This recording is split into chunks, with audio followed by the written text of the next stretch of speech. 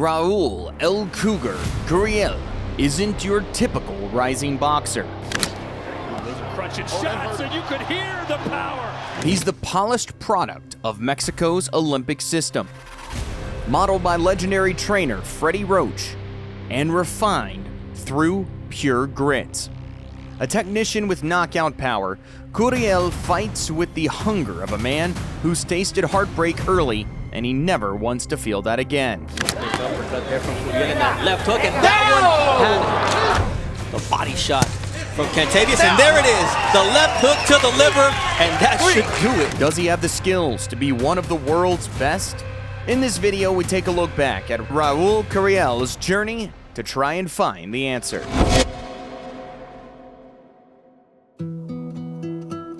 Born on December 6, 1995 in Tamaulipas, Mexico, Raul Curiel grew up in a family with a strong boxing tradition.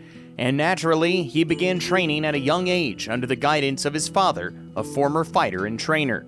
In the early days, Curiel quickly distinguished himself in the amateur ranks, earning a silver medal at the World Junior Championships in 2012 and excelling in the World Series of Boxing in 2015. His successes in these competitions helped him secure a spot representing Mexico at the 2016 Summer Olympics in the light welterweight division, though illness prevented him from competing in Rio.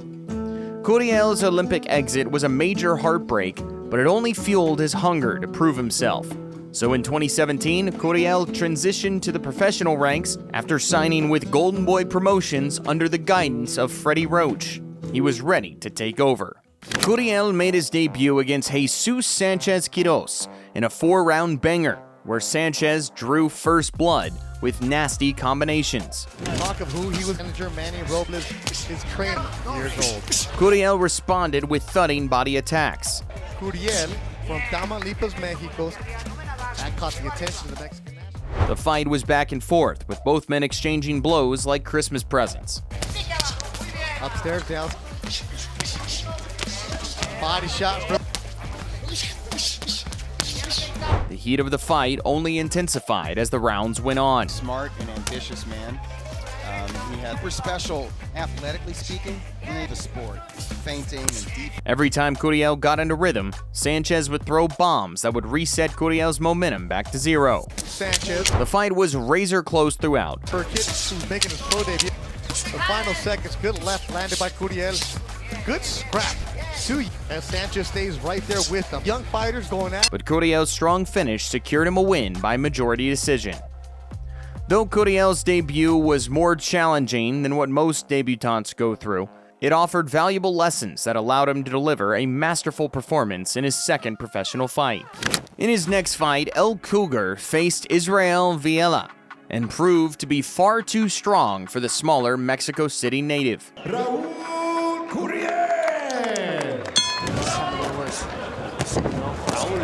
Comes out swinging because he said, I had no Olympic experience. In the third round, he scored a vicious knockdown that almost ended the fight right there. That one had the effect that he expected. Villela was tough as he held through, but he was a sitting duck by then.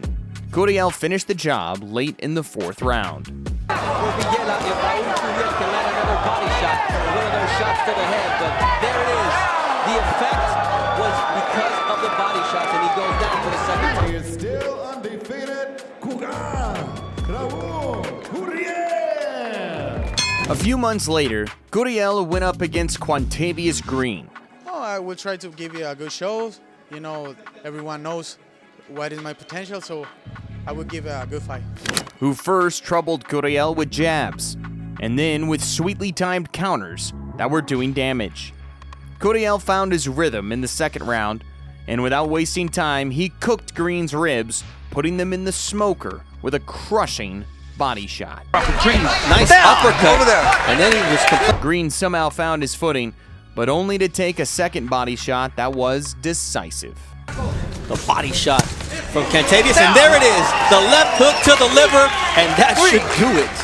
In the summer of 2018, Curiel came out firing on all cylinders against Demetrius Wilson. From the opening bell, he overwhelmed his opponent with flurries of punches and forced him to clinch just to survive. A little bit too small for 54, but 47 is where they want him. He also left. Despite Wilson's best efforts, there was no escape from Curiel's relentless assault. In round 2, a thunderous body shot dropped Wilson to the canvas. Oh, and he Nice uppercut. Yep, a body shot followed with an uppercut by Curiel. And though he bravely rose to his feet, Curiel smashed him into a pulp until the referee stepped in and waved the fight off. Good shot landed in the corner. Referee's looking on. And that's it. Rudy Barragan jumps in there. And the corner stopped The it. corner stopped it. 4 more wins later, Curiel faced Ramesses Agaton, a real test that Curiel made a big statement against. In the first round, Curiel dropped Agaton with a sharp left hook to the body. Oh, and the body shot sends him down. What a beautiful body shot by Curiel, going backwards, stepping back to land that. Agaton got back up but spent the rest of the round just trying to survive Curiel's relentless attacks. The second round saw no let-up as Curiel kept the pressure on, battering Agaton until he could no longer defend himself. Referee Rosario Solis stepped in and stopped the fight, awarding Curiel a dominant second-round TKO. The Cugar Curiel now 9-0 with his 7th knockout. Easy work here in the Big D. With 9 wins under his belt, Curiel stepped up to face Armenian-born Ferdinand Korobian for the vacant NABF welterweight title. Here is Raul El Cugar Curiel. Korobian was 14-1 at the time of their fight, and given his skills and record, he was backed by many to make life difficult for the Mexican. And for a good stretch of the fight, he did what was expected of him. Round 1 was mostly a feeling-out process, with Curiel patiently studying Korobian's movements and landing a few sharp combinations just to test the waters. In rounds 2 and 3, Korobian pressed forward with real menace, but Curiel stayed composed and shut him down with counters. Curiel continued to fight from the back foot as Korobian pressed forward with reckless abandon in the middle rounds. Korobian was brave but also a little reckless as he paid the price for walking straight into the wheelhouse of a power puncher like Curiel. Wow, goes Korobian! Big chopping right hand from Curiel! Korobian somehow found the strength to get back up, but Curiel swarmed him like a boulder rolling downhill. Curiel stepping on the gas, Curiel chasing Korobian around. On the ropes of Curiel, uppercuts, and that's it! It's over! El Cugar! Raul Curiel with the 9th round! KO! Curiel was now the NABF welterweight champion, but the win was also a signal that it was time to raise his game to an entirely new level, and do it fast. In his first title defense, Curiel faced veteran Kendo Castañeda, who was put on his heels early with sharp combinations and precise uppercuts to the body and head. Castañeda struggled to mount any sustained offense in the opening rounds as Curiel continued to pick him apart. In round 3, Curiel would send him to the floor. They've all come in the last 4, and he goes down here in the third. Castañeda survived the first knockdown, but Curiel steadily increased the pressure with crisp punches that kept Castañeda on the back foot, though Castañeda briefly rallied in rounds 5 and 6. But Curiel made a huge comeback in round 7, landing a powerful uppercut that floored Castañeda for the second and final time. It was another big win for Curiel, but the best was yet to come. Raul Cugar Curiel.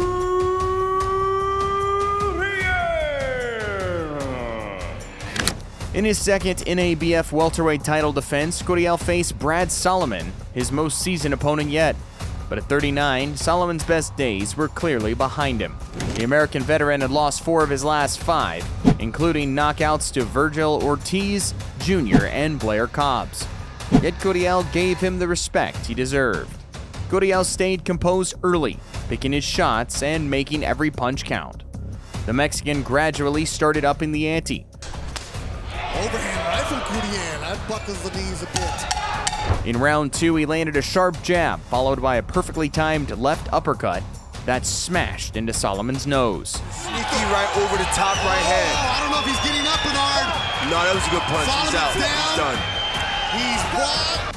The veteran dropped in pain and couldn't beat the count. Oh, and he's not going to beat the count, and it is over. Raul's next challenger was Courtney Pennington. New York, Brooks, here is Courtney Kingpin Pennington, who used movement and smart spacing to make Curiel work early. But Curiel kept pressing forward, unfazed by the punches coming his way. Though he looked less aggressive and more mature than in past fights. Conference, and I introduced him and I started. He gradually took control and started landing with greater intensity as the rounds progressed. Been stopped. Curiel continued to get better as Pennington started to fade. In round 8, Curiel nearly stopped him on the ropes. Good right hand by Curiel. At the end of the round, Curiel stepping on the gas. Pennington in the corner, and we're done with 8. But Pennington hung on. In the final round, Curiel's pressure finally broke through with a series of hooks, and a hard right hand sent Pennington stumbling back. The referee immediately stepped in to save Pennington from more punishment. In his 5th title defense, Curiel went up against Jorge Marron Jr., a tough and credible opponent who came to fight. But Curiel couldn't care less. He made it look like business as usual. Curiel opened the fight with sharp combinations to the head, keeping Marron Jr. guessing from the start. Once he had him perfectly lined up, Curiel ripped a brutal shot to the body that sent the challenger down. Hard body shot, and that didn't take long. Marron Jr. beat the count, but only to walk into more punishment. He wanted to be more in the pocket. These are the consequences. Moments later, Curiel sealed the deal with a second liver shot that was too hot to handle for Jorge. And Marron is in agony. With every victory, Curiel's opponents were becoming tougher and more dangerous. But the leap from Jorge Marron Jr. to his next challenger was on another level. In his 6th NABF welterweight title defense, Curiel went up against Alexis Rocha, a 25-2 powerhouse holding the WBO, NABO welterweight belt. And my main goal is to be world champion. Now he's on my way. What can I do? I'm gonna fight him. I'm gonna, win. I can knock him out. If I can knock him out, I would knock him out. With both titles at stake, the bout was the biggest test of Curiel's career, and it showed in every round. Rocha had a better start to the fight. Rocha was technically breaking down Curiel, who was using bursts of aggression to put Rocha off his game. The fight was as back and forth as it could be. Good shot. Needs to double and triple up that jab. Hector basically said it was 50-50 right now. Very close fight. Curiel started turning the tide in the 7th. Oh, good right hand from Curiel. This may be his best round of the fight. Yes, man. He threw caution to the wind and ditched the jab and moved strategy for a wild brawl that had the crowd roaring. Boy, they're really laying the leather on each other now. It was non-stop action as Curiel began landing the heavier shots, especially those nasty uppercuts that opened the door for his combinations. Oh, boy! Rocha answered back with sharp counters, but Curiel just kept coming. The final 2 rounds were pure grit from both sides. Both men knew the fight was on the line, and neither backed off. They swung until the final bell, leaving everything in the ring. What a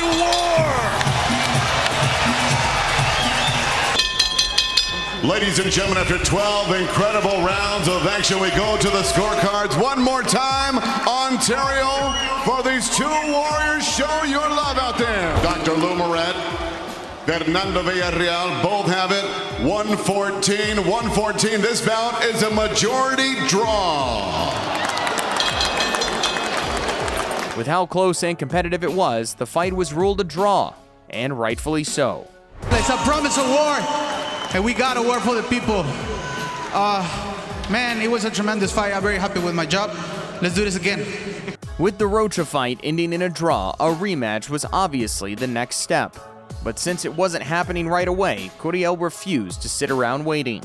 Instead, he chose to stay sharp and kept improving, taking on a title defense against Victor Ezequiel Rodriguez in the meantime, and also joining hands with legendary boxing coach Robert Garcia. Like Rocha, Rodriguez was no walk in the park either. A Uruguayan fighter with a 16-1 record with 9 knockouts, he was a serious challenge for Curiel, and any complacency would lead to disaster. For over 3 rounds, the two went at it in a fast-paced battle that looked pretty even. But then Curiel landed a massive right uppercut that seemed to catch Rodriguez clean on the head. Shots, and you could hear the power. Down goes Rodriguez. Possibly even injuring his right eye. The pain was obvious, and Rodriguez went down on his own to get a breather. Although he managed to beat the count and get back on his feet, Curiel didn't let him recover. And a few more shots later, the fight was all over. The referee says no. Raul Curiel, win number 16, knockout number 14. Raul Curiel may not be the loudest name in boxing right now, but every punch he throws is a promise that his time is coming. He's currently in BoxRec's top 10 best welterweights of the world. Does he have what it takes to beat fighters like Jack Catterall, Roan Polanco, Liam Petto, or Brian Norman Jr.? Let us know in the comments, and if you liked the video, please subscribe to our channel and turn on those notifications. Thanks for watching, and we'll see you in the next one.